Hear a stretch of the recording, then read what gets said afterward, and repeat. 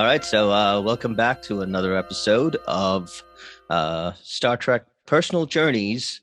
And with me today is Roy Prince, all the way from Illinois. Roy, why don't you introduce yourself? Hi, I'm Roy Prince in Illinois. And and tell us a little bit about what you did, your works for that your I visited your YouTube channel, and you do a lot of creative things for with Trek and other stuff too. Uh, but why don't you talk a little bit about that real quick? Okay. Yeah, I do the different kind types of videos of Star Trek and Star Wars and superheroes and stuff. I like to do a lot of what if things. Like I recolored the uniforms in the Star Trek movies to match the original series because I do like the original series uniforms the best. I kind of wish that the movies would have stuck with them, but whatever. But a lot of a lot of what if stuff, Hmm. stuff like that. So that's cool. And what's the name of your channel?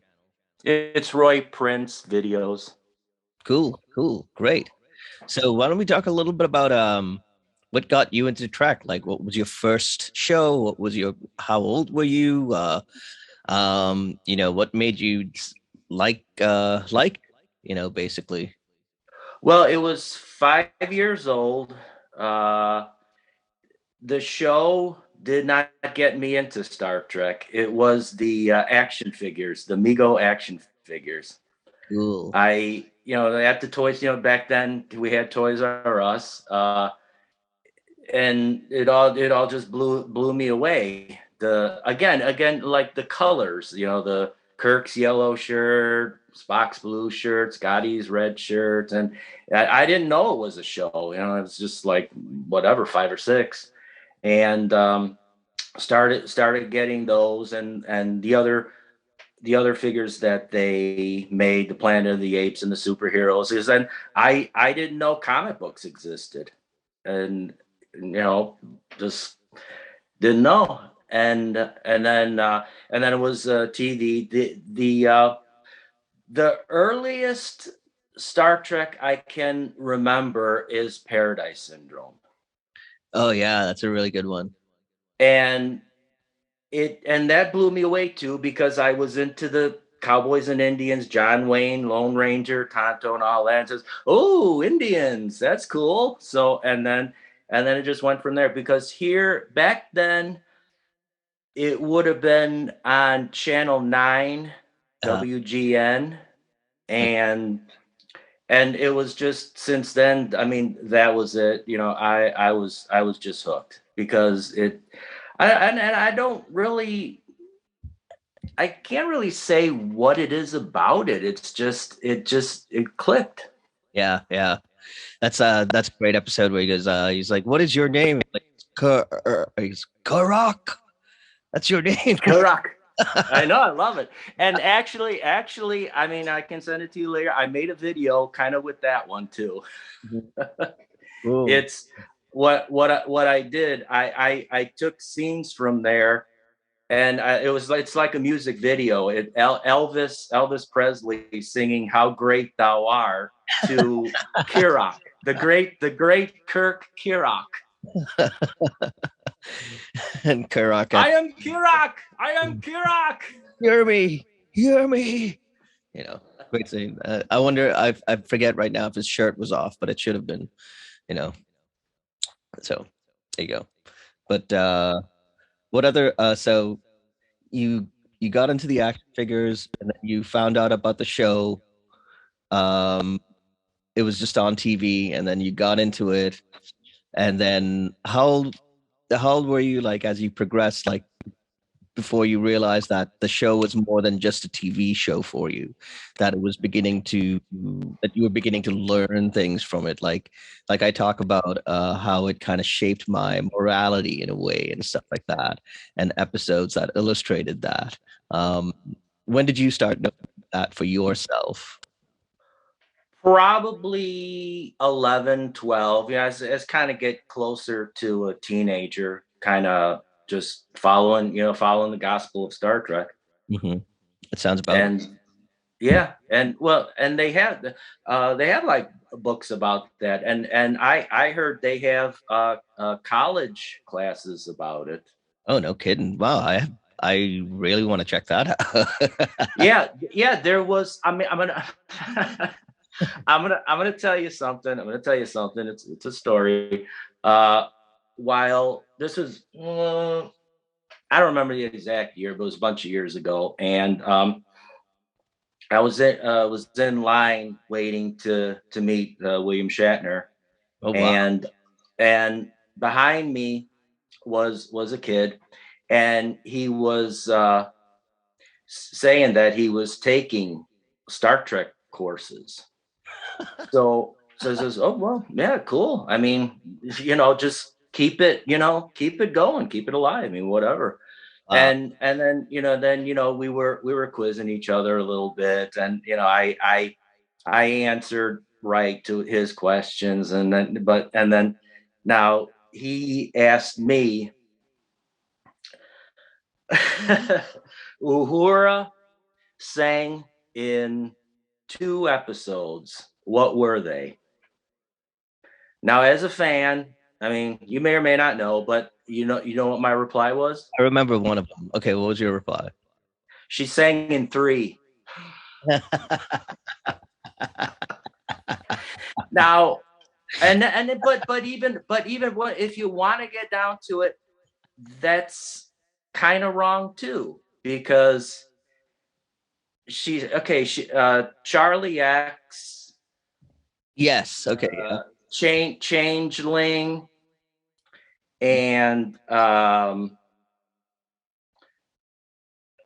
Conscience of the King. Now, that was the original series. Now, okay, but also she sang in Once Upon a Planet in the animated series, and she sang in Star Trek Five. Yeah. Yeah. It's about it's just how far you want to go with it. Yeah. This is when the real nerd nitpicking begins. Yeah. Oh, big time, big time, big time. I hear I don't really join into it anymore, on this Facebook stuff. But everybody has their own opinion. Everybody has their in all of this, Star Wars, anything. Every fan has their own whatever you want to call it, vision of it, I guess. How they want it to be, like Yeah. if there was like their favorite episode, they might wish that every episode was like that, but Mm. whatever. But Yeah. like myself, I mean, I'm a big fan of the original series uniforms, and I do wish that the movies would have used them, but Yeah. I know what you mean. Yeah. There's all that stuff. I completely get what you're saying. There's these little things where you're like, they could have done this, and they could have done that, and it mounts up, and you're like, geez, it's a TV show. Let me just enjoy it. You see a Oh lot. right, well, yeah. That's where because like on some like I said, on some of these like Facebook debates, it's like to the point where I'm doing this as enjoyment Mm. and my to show my love and appreciation of Star Trek, and you guys don't need to go that nuts over it. Yeah, exactly. Like I saw, like, Because like I did I recolored the jackets in the movies, and mm, then and I specifically say in the title TOS colors, the original series colors. So someone has to say, well, Spock was a captain, then shouldn't he be in yellow? Because I God, made him in yeah. blue. And it's I did TOS colors. Because if you recall, in the cage, Yeah. he was blue, but he wasn't second in command. Majel, they never gave her, they called her number one. Yeah, yeah. She was second in command, but in Where No Man Has Gone Before, he was in the yellow shirt. But then in the series, he went back to the blue. Yeah, yeah, yeah. So Exactly. that to me, I'm not going to nitpick that stuff. I don't care. I understand. I understand so much. I just walk away. I walk away. Like for instance, you know, I like to have fun. I like to joke. Yes. I don't mind. I was talking to another friend of mine, and it's on that other podcast where, like, say you're going out with someone, and then like you find out that she likes Star Trek. I mean, Star Wars more than Star Trek. And you're like, I can't go out with you anymore, or like it gets to a point where like people are crazy. There was this band performing at this club here in Boston called the Middle East Cafe, and what they do is they dress up as uh the the stormtroopers and Darth Vader and stuff, and they play the theme music for Star Wars on metal, on rock guitar and stuff like that. It's really cool. And I went to that shirt with kind of like a cheeky shirt that has like, the famous thing with Luke holding up the lightsaber, the triangle motif. And at the Mm-hmm. and at the bottom, instead of Star Wars, it says Star Trek in its Yeah. original thing.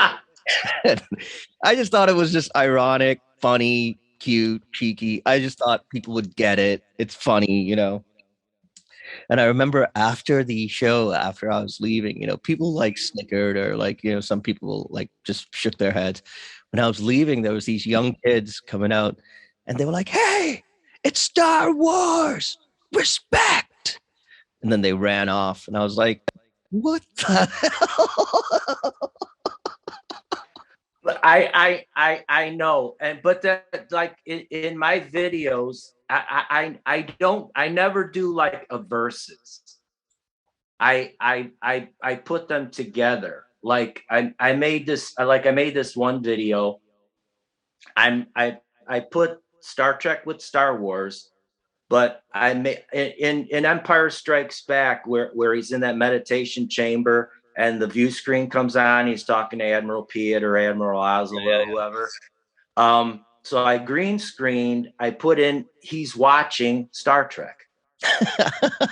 This it's the title of it's the Darth Vader loves Star Trek. It's a boring a long time ago in a galaxy far far away, it was a boring day. Darth Vader comes across transmissions. It's TV. He's watching Star Trek. He becomes a fan. He loves it. And So that's the way he makes his decision really to change from the dark side back to the light side. right, and I'll send it to you later. It's I I take but as the video continues, I take out his voice and now he's doing Star Trek impressions. He's saying what they would say in the movies. So good. He's he's Get a copy of this. he's the part in A New Hope where he first meets where they bring Princess Leia to him, and he's singing "Row Row Your Boat" to her when they're doing that in five, and she has the look like looking at him like he's nuts. So I mean I love Star Wars. Yeah, yeah, I love the stuff that I love, and I don't. But I would say Star Trek because it was first, yeah, yeah, yeah, and I think, and I really kind of think that if there was no Star Trek, I don't think there would have been a Star Wars. yeah. I don't I've know. talked to people about that as well. Like maybe not the same type of incarnation. Obviously, Star Wars was mostly done because of the Flash Gordon serials and stuff, Mhm. homage to those things, and you know the Indiana Jones stuff was like an homage to those other type of serials Yeah. at that time. But yeah, I definitely see there's something that he really admired about Star Trek. I think that is in contingent inside of Star Wars. Oh, and I've talked to other friends of mine and stuff, and maybe you'll agree, maybe you disagree. The reason why I've always preferred Star Trek, and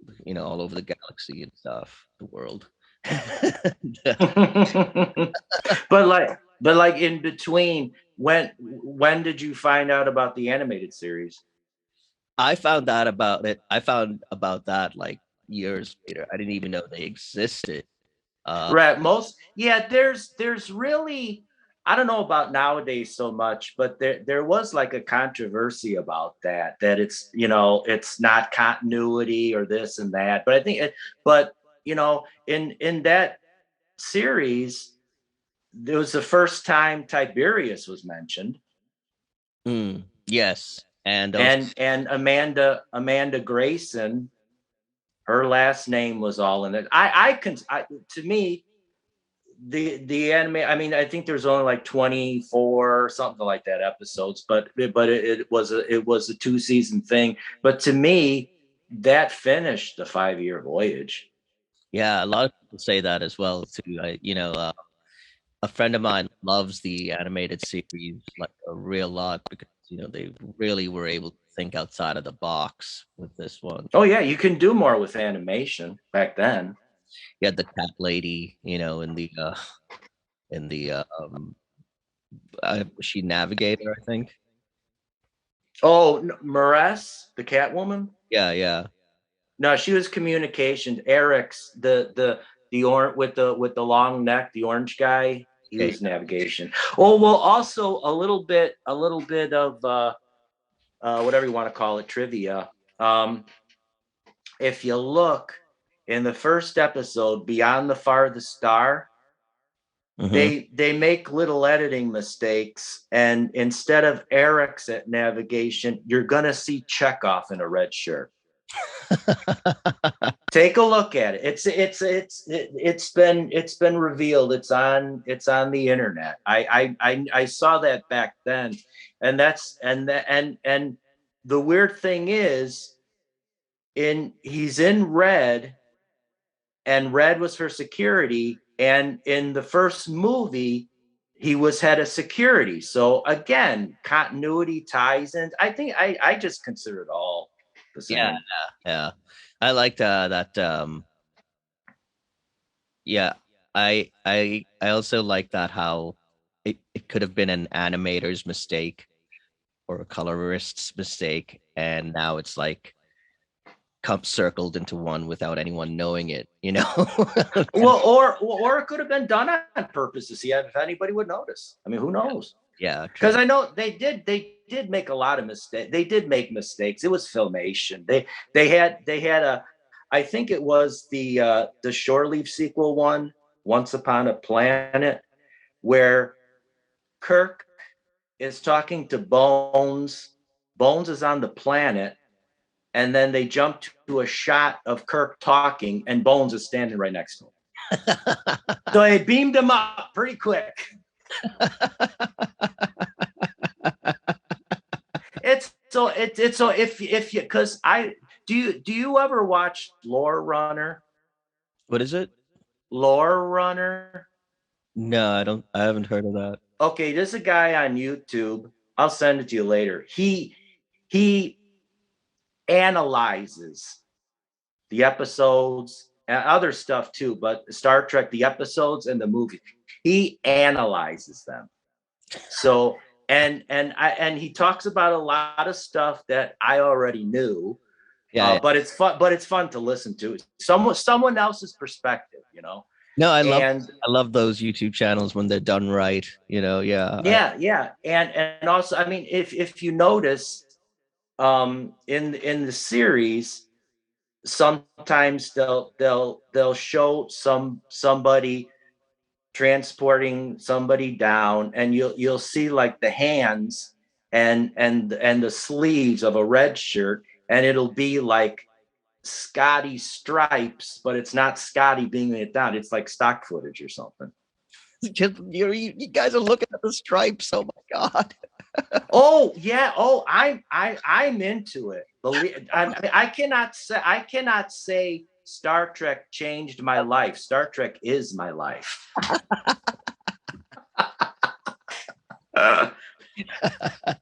That's a good one. I like that. I love it.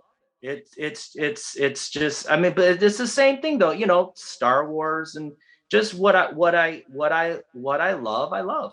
And I want to know. I don't know nobody can know everything. I mean, I'm not great with planets and star dates, but I don't really care. So whatever. Yeah. I don't know how they. But yeah. I mean, it's just. I mean, it's Star Trek. Yeah. So how did you? So now you've been watching the original series, and you get this. You find out, oh my god, they're making a new series. Holy shit! I can't wait. And how was the next generation? Are you a fan? How long did it take you to be a fan? Are there characters I that resonate with well, you? I'm really not into all the other stuff. Ah, so you're like a purist almost. Well, I mean, again, it's Star Trek. Define purist. I mean, the real original is the Cage with Pike. Yeah, yeah, So I don't know, uh, but yeah, because we're not, the two pilots are really the originals. yeah, yeah, yeah. No, So I don't know. I just meant like people say I like this one, I like these two, but I don't like this one, and I like that one, and this one was a huge thing that I really liked. And so I guess it's like a thing. It's a potpourri of like what you can choose and dislike and stuff like that, depending upon. Right. Well, Uh, it's like everything. The superhero movies, whatever, the 8, 9 actors that played Superman. Everybody's going to have their favorite. I mean, I like Christopher Reeve, but it's my to favorite. me, I mean, there is no other Superman. But someone else is going to argue that. But yeah, I know. Yeah, yeah, I know. But yeah. The original, if you the series, it's I I just love it. So, But I think on season 3, I would have to say Day of the Dove, Enterprise Incident, and Tholian Web. wow, David Dove. I love Tholian Web. I mean, and again, these weren't Academy Award winning actors, but I love that. Kirk's gone. We have to save him. We have to find him. It's like the same thing like with Amok Time, how Kirk was ready to just throw away his career for his friend. And I mean, I love the acting. I mean, it gives me goosebumps. Great. There's a great one where it has that similar kind of thing where Spock is trapped someplace, and the Kirk and McCoy are on the bridge, and Kirk's like, all right, I'm gonna do this, and Spock's like, hey, don't do that, you may destroy the Enterprise or whatever. And Immunity syndrome. I'm not sure. I think it might be. And then like McCoy goes, shut up, Spock, we're trying to save you.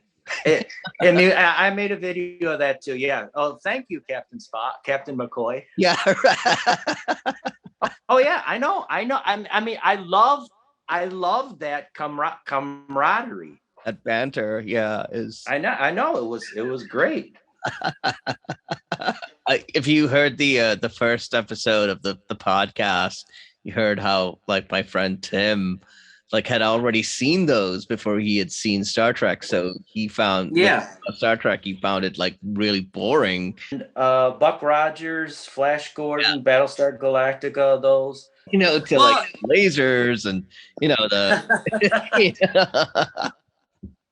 well, I no, I the only I never found any of the episodes boring. Hmm. The only Star Trek the only Star Trek I've really found boring was the the Cage and the first movie. I love the Cage, and I love the first movie too. If you heard the first one, Mhm. my friend loves it. I like it a lot. My favorite is the fourth, but I seeing the no, I had already seen the second one before I saw the first one, but seeing the Enterprise for such a long beauty shot. Like it was like it was like a 4-minute music video of the Enterprise, like, Oh yeah, yeah, yeah, yeah. going into its condom, like Yeah. it was just like, for me, it was like kind of spiritual, like kind of like, because prior to that, all you really saw of the Enterprise was from the 60s TV shows. It was like, it was just like a model that wasn't filmed like greatly or anything like that. And now you had like fucking was that George Trumbull who did the Mm-hmm. for this, and he did 2001, and Yeah. he's like, it's so detailed, so beautiful. Oh yeah. Well, yeah. The effects and the soundtrack were fantastic. It was just They should have had I, more characterization, they and yeah they didn't were have kind of villain. they were kind of stiff, and the pajama uniforms really ruined it for me. If they would have kept because in phase 2, the TV show phase 2, they were gonna have the uniforms from the series. If they would have just stuck with that, I would have liked it a lot better. I think that was probably a holdover from the 2001 kind of look as well, because they wanted to make Yeah, yeah. it and as drab, or like, the I don't know. It should have had more, and that's why the second one is so. The second one is like an explosion of flavor. It's like they threw a bunch of paprika into Star Trek. Oh yeah. It comes out Well, like, oh my no, god. I'll tell you something about the first movie, Mm. which I don't know if you or anybody ever thought of it or put this together. But in that movie, it's the only time where all 9 of them served aboard the Enterprise together. Oh yeah, I think you're right. Yeah, Kirk, Spock, Bones, Scotty, Sulu, Uhura, Chekhov, Rand, and Chapel. yeah. They kind of still held on to their, except Kirk was an admiral, but they still all held on to their thing. Yeah, yeah, they were all aboard on it because Chekhov didn't exist in season 1, since Rand was gone. Those first couple episodes, And that was it. That and in and this in the movies, Yeah, and the in second the one, Chekhov is out in the Reliant. In the third Mhm. one, they get together to steal the Enterprise, and they're separated. In the fourth one, they're on a Klingon ship. In the fifth one, Yeah, they in the fifth one, were they together, or was Sulu in the Excelsior then? no, that was 6. Yeah, so But it was always just the 7, hmm. because Chapel was Oh was yeah, in yeah. Chapel was in 1 and 4, Mhm. but 4 she was at the Starfleet headquarters, and Rand was in 1, 3, and 6, but 3 she just made that cameo when the Enterprise was Yeah, coming back, and and 6 she was with Sulu on Excelsior. yeah, and that was it was really it was a great line. Chloe goes like, "I heard they turned her into she's a physician now." Yeah. Find me a head nurse that won't argue with me. I'd argue diagnosis with me. Oh yeah, oh yeah. Well, I put there's well, I think I make the Star Trek videos, Mm, and I was writing some quizzes for Me TV and H&I TV. yeah, So yeah. I made a couple videos of that, just to, and I put apart from in the motion picture, I in Photoshop, I put them in the original series costumes, Bones and Kirk. So I'll send that to you later. But Yeah, uh, yeah, I make, and some of the videos I kind of make my own, Star Trek universes, my what I would have wanted, what I would have liked. yeah. Sure, Because still I do think, because sure, they did yeah, it in the first, they in the first movie, they still they did the multicolors, but they were kind of dull colors. the Crap. tan, the Yeah, light yeah. blue. But then after that, with the jackets, the turtle, if you ever noticed, the turtlenecks were multicolored, but the jackets were the same color. I like the white turtlenecks and the red jackets were fucking really cool when they, they Yeah, but yeah, yeah, dope. but You know, I recolored them with the original series colors on some of these videos. And yeah, if you notice, Bones had a green turtleneck, so that was a green sweater. mm, Look at it sometime. no, no. They Yeah, that's what I love about Trek and Trek fans. Is another thing is like everyone has like something that they focus upon. That's like oh yeah. we all have like these, it's like a person having a tick, Mm-hmm. and like this thing resonates with you, but there's something in there that resonates. Mm-hmm. It's a tick, and you're like, yeah, yeah, yeah, yeah, and Yeah. makes you laugh, makes you smile for the most part. Mm-hmm. But one of my favorite things about Trek is seeing the myriad of character actors from the original series all the way down to Oh yeah. and stuff. The amount of character actors that are there that you've seen in other things and stuff, and you see them there, and you're like, oh my god, this is fucking awesome. I can't. Mm-hmm. This person is like, in Star Trek Next Generation, Worf's parents, they are like these hardened character actors that have been around forever. Like I forget their names right now, and both of them have been in Murder She Wrote episodes.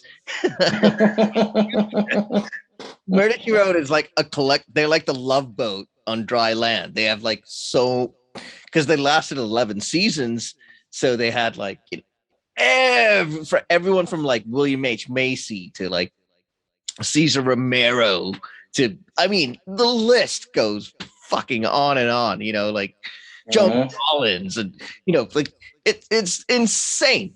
And so seeing some of those people that are like, I saw that person on Star Trek, or oh my Yep. God. And then like the connection like, comes together. You're like, oh my God, this is fucking cool. Oh yeah. I'm really cool with this. I'm liking it. So yeah, it's and I think that like TV is that type of medium. I've just been watching a Woody Allen movie called Radio Days again. I don't know if you're a fan of if you've seen Radio Days. It's based upon like the 40s and how radio was like this big, it was just like how TV is. Yeah, it was TV. Yeah. And it has all these like hilarious or tragic stories based upon that time period. And it's the same thing, like of just how everything melds together. And this thing is connects to that thing, and that character was in this thing, and like Mm-hmm. doesn't look like the Lone Ranger. He looks like a small geeky guy, and like like all this kind of stuff. And, it's an illusion, but Yeah. it's so fun to take part and witness that illusion because it teaches you something sometimes and it helps you out sometimes. But I want to ask a real fan, because when I ask this to some people, they don't even know who I'm talking about. What's that? Now, okay, we can if you want to ponder this, but we can talk about it tomorrow too. I'll make some notes. Okay. But what do you in Star Trek 6? What do you think of the Savik-Valeris thing? Star Trek 6, that was the one with Undiscovered Country. Oh, I love that one. I actually saw that one in the theater. That was like the only one I saw in the theater. No, I saw the one after that in the theater too. What are you talking about, Valeris? What do you think of the Savik-Valeris thing? Because Valeris was supposed to be Savik. Did you know that? Oh yeah. Oh yeah. Do you think that I'm gonna tell you this first, and then you ponder it. But Okay. Okay. it, No, it I know where you're going. Okay. I think, I mean, I didn't want her to turn traitor, but I think it would have been better if it was her, because it would have been a bigger impact to the crew and the audience instead of just some character we just met in that movie. You know what Yeah. I mean? See, that was the thing. I don't know if they could have gotten I what's her Kirstie Alley. Well, no, they couldn't. and But and the other actress who played her in the third movie, Robin Curtis. Robin Curtis. I don't know what the deal was to get either of those actresses. Uh, Well, well, I mean, you know, I wasn't there, but you know, everything I heard, they just didn't want Robin Curtis anymore. Kirstie Alley was too expensive. That's it. Well, Kim Cattrall was supposed to be Savik, in the but yeah, I remember this. Yes. yeah, but something happened, and then they got Kirstie Alley. So they got Kim Cattrall, the original Savik, but then she wasn't playing Savik. But do you think? But now I'm going to say this, and then you give me your opinion. Now, okay, if Savik turned traitor, they still could have redeemed her at the end, because how it would have been when Spock did the mind meld with Valeris, he could have found out that she was brainwashed. It could have been the Klingon mind sifter. They developed a bird of prey that can fire cloaked. So why not, in the 20 years or whatever, why not advance on mind sifter technology, and now it works on Vulcans? Yeah, that could have been a good idea for a story. But I think the thing with that is, I think her character would have had to have been just like Spock, like half human, half Vulcan, because the Vulcans have trained themselves for like hundreds of years, to like resist that kind of mind shit. They could just like go in a trance and be like, I ain't coming out of this thing, you know. And so Yeah, but she was half Vulcan, half Romulan. So maybe, you know, I mean, I don't know, but if they didn't want her to like turn traitor, it could have been, you know, mind control to yeah, redeem her. no, I understand that, I totally understand that. But when I feel kind of bad for her character in that, but there was also like that kind of thing, like if you do it that way, it would be just like, oh man, what's the name of that movie? Ironically, with Angela Lansbury, the Manchurian Candidate, No. classic movie. Yeah, I'm a big old Hollywood person as well, but I love that stuff. And they did a remake in the 2000s of it with Denzel Washington and stuff like that. And the movie was done in 1962, and it has it was like around about the Korean War, and these guys that became prisoner of wars, and the Koreans, they basically hypnotized these guys by using mind control and cards. And Angela Lansbury is like the mother of one of these guys, and she is trying to get her husband in to become president and stuff, to fight the communists, and she's going to sacrifice her son, who's going to kill her husband. Um, it's a really fucked up, amazing story in a weird way, and it has that kind of idea what you're just talking about with you know because Mhm. she's like that person that doesn't know whatever, and she gets like influenced and sadistically mind you know maneuvered to do something to. Yeah. Yeah, but see, I still think that the mind sifter technology could have advanced, because remember Spock was under the influence of the spores in This Side of Paradise, But and even in Children Shall Eat Him, he was yeah, affected. but So remember I in mean, that, Vulcan. Remember in Amok Time, Vulcans are not indestructible. no, they're not. But there was that. There was also that time where they were in some place and there was like some machine at The the end, Dune. and no, and they just sit on a chair or something, and Kirk rescues Spock. And he says, Spock, you okay? And Spock's like, oh, yeah, it just felt like, a little thing or whatever. It wasn't like really crazy or whatever. Now, but of course, obviously I understand like Spock is not just like all the other Vulcans either. He does have temptations and things like that that he can't do. He is also a person of passion, which you can't deny that, but he controls it. Mm-hmm. But that's the leveling idea about he knows when to shut off and when to turn back on in a way. I don't know if I'm saying it correctly. um he He turns off his emotion. Yeah, Vulcan. That's he the Vulcan in him. he's like, I can't do this. And that's why I love the episode when he and the Romulan lady get it on. Enterprise incident. Yeah. That's one of my favorites too. I did I don't know if I posted it on that page, but I did a portrait on my iPad of her when she passed away like a year ago. Joanna Linville, yeah. Linville. She was in a great Twilight Zone episode with another co-star from Star Trek as well, from another episode.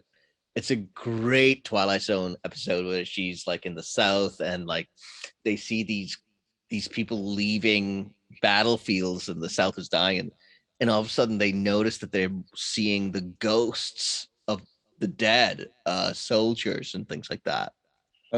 But yeah, all these shows that I got into like in the 70s and stuff like that, and Mod is another one, was because of the and I really, if you listen to podcasts, you should really check out the Gilbert Gottfried podcasts. And it's a encyclopedia of amazing names that get on there, from like just amazing. Pat Cooper was on there and he destroyed the show.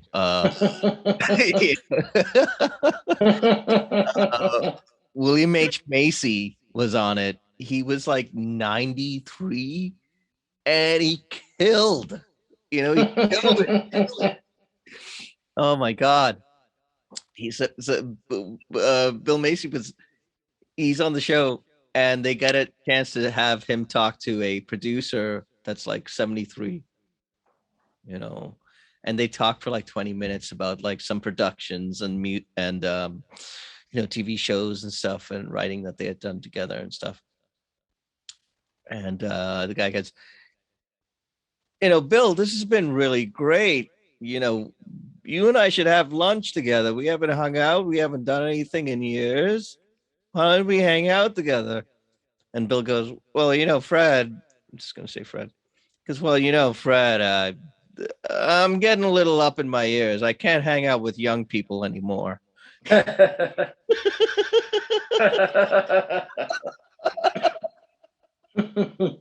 Just fucking killed me. All right, man. So it was nice talking to you, man. Take it easy and live long and prosper. Yes, of course.